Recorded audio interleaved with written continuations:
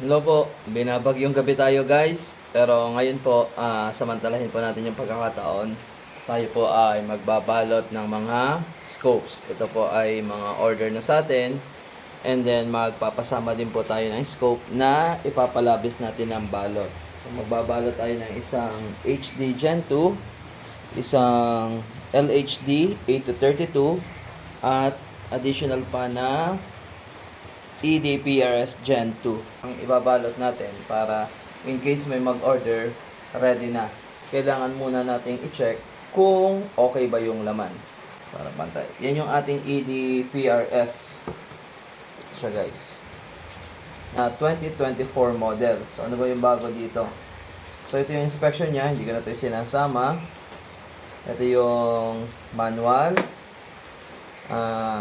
cloth, kamoy cloth, basic information ni unit, cleaning pen, pampihit ng ating elevation, then meron siyang pang-adjust ng zero stop. Ayan. So ito yung may logo na ni Discovery. Okay. Dati ganito ang itsura nung lagayan. So ngayon, ang ginawa nila doon sa leveling kit, nilagay nila sa plastic. Dali lang gamitin to guys. Ayan. Dali lang yung gamitin. Mapapakinabangan nyo to lalo na kung marami kayong units. Ang kasama niya ay 34mm na 1.45. So ito ay high mount. Yan lang kasama ng mga dumating natin na units. Meron siyang sunshade. Then ito yung isang bago sa kanya. Meron siyang ganito. Iba na yung shape ng kanyang throw level. Okay. Ayan. Then ito, mas crisp na siyang pihitin. Hindi ka na mahihirapan. Ayan. Okay. Isa-isahin natin hanggang loob. Ayan. Itong maganda sa kanya, madali siyang pihitin kasi medyo magaspang yung kanyang knob. Okay. Okay, then, subukan natin dito sa unahan. So, ayan. Okay din yung kanyang flip. Minsan ayaw nilang magsama ng battery. Pero mura lang naman ang battery. 35 pesos lang. Okay, so hihitin ko sa number 1. Okay, so takpan natin. Kailangan kita siya dito.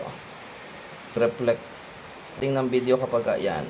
So meron siya. Gumagana ang ating illumination. Okay. Gumagana. Elevation. Kailangan hindi gumalaw. Gumagalaw kasi pag minsan. Kailangan ay hindi gumagalaw.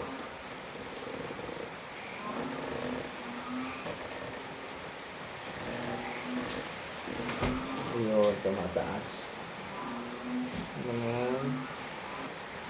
So, ayan. So, gumagana po. Goods to isang to. Then, isa-isahin lang natin yan. Then, balot na natin yan.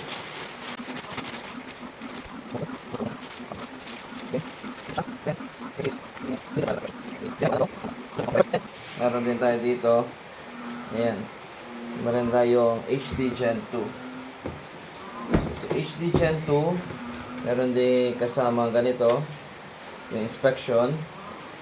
Then ito. Then meron na rin siyang kasamang mount na katulad nung kay EDPRS. Okay. Pampihit.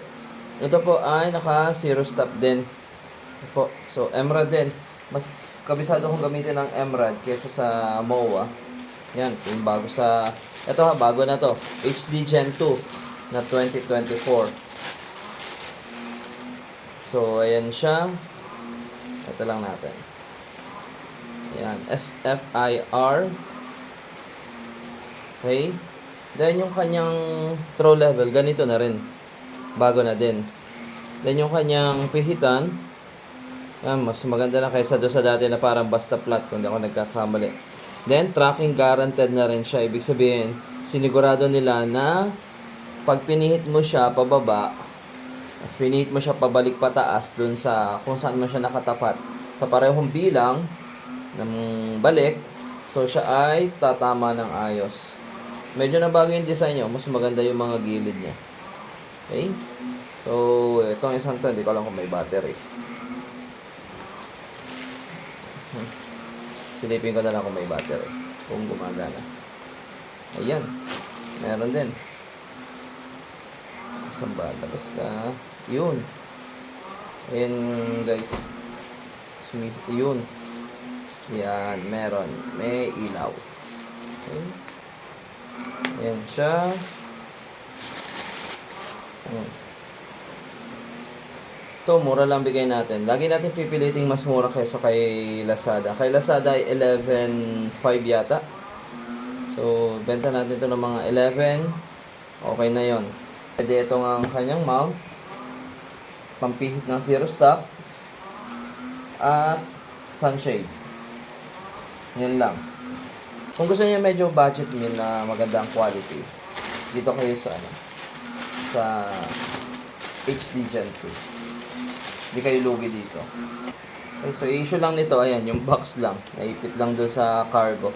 Tapos ayan, nagusot lang ng kaunti. So yan lang po. Wala siyang ibang issue sa unit. No. Ito yung pinakamabili natin last time. Dami naghanap nito. Kasi nga, magaan. No. Magaan. Kaya nga sa tinawag na LHD kasi light high definition. So ito ay high definition din, pero ito ay mas magaan. So, okay na okay itong scope na to. Okay? Wala ka rin po problema sa scope na to. Magana ba ang ilaw nito? May ilaw ba siya? Okay? Yun, meron din. So, may ilaw din siya. Yun. Yan. Para masatisfy si client, pwede na naman natin siyang ulitin dito. Wala naman problema. Kayang-kayang ulitin. Napa lang natin ang matibay-tibay na pwesto. Hanap lang din tayo ng sisilipin. Set natin sa yan, 15.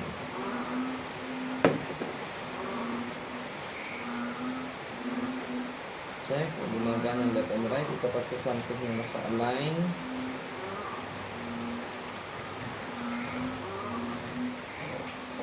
Ikot.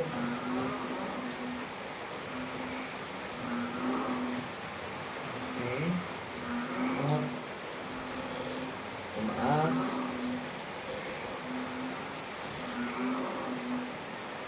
Yan. So, isang ikot nito, tingnan natin sa yan. So, yun ang 14 emerald niya. So, sapat naman yun. Then, pwede rin siyang pababa. So, marami siya sa loob. Ayan. Tig 14, sorry. Tig 14, ang kanyang pihit.